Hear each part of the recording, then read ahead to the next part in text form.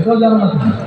তুমি নাকি বলছো স্ত্রীদের সাথে মিলবো না। এরকম যদি আব্দুল্লাহ আব্দুর রহমান জাস্ট করে দিলাম, এবার দাঁড় করিয়ে যদি নাম ধরে ধরে বলতো, তারা আমাদের সামনে লজ্জিত হতেন না?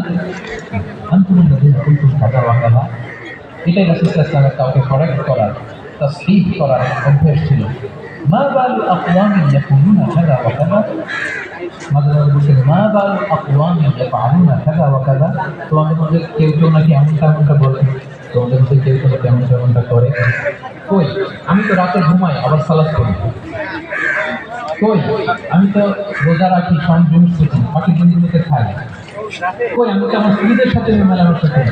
এই সব কিছুকে ব্যালেন্স করেও তো আমার নবুয়তের তো আমার কোনো সমস্যা হয় না, আল্লাহ বিরোধী তো সমস্যা হয় না। ওয়াল্লাহি ইন্নী লাআখশাকুম লিল্লাহি ওয়া আতকাকুম লাহ, আল্লাহর শপথ, আমি তোমাদের চাইতে আল্লাহকে বেশি ভয় করি, আমি তোমাদের চাইতে বেশি নিষ্ঠা করি।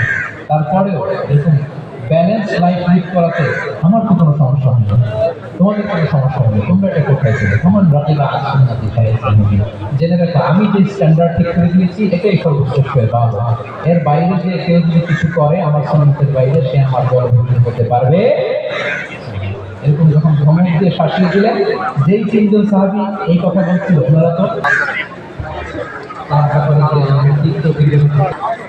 আমার নাম ধরে সে এত মানুষের সামনে অপমান ছিল, হয়তো শুধরানোর যে রাস্তাটা ছিল ওইটাও বন্ধ হয়ে যাবে, ঠিক কিনা বলেন?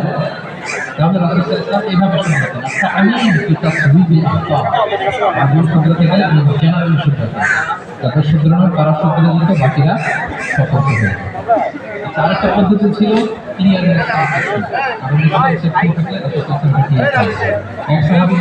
ভালো জামা পরলে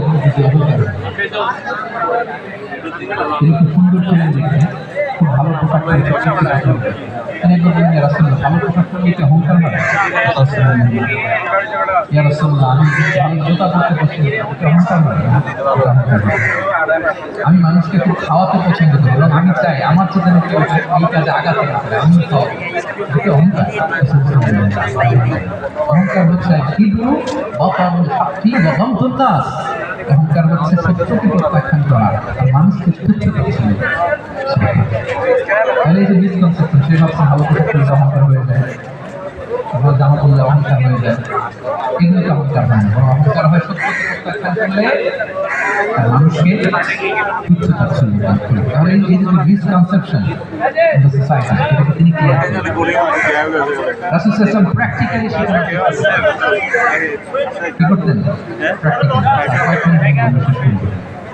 এটাকে প্রায়োগিক শিক্ষা, ব্যবহারিক শিক্ষা। অজু করে দেখাতেন, সালাত করে দেখাতেন,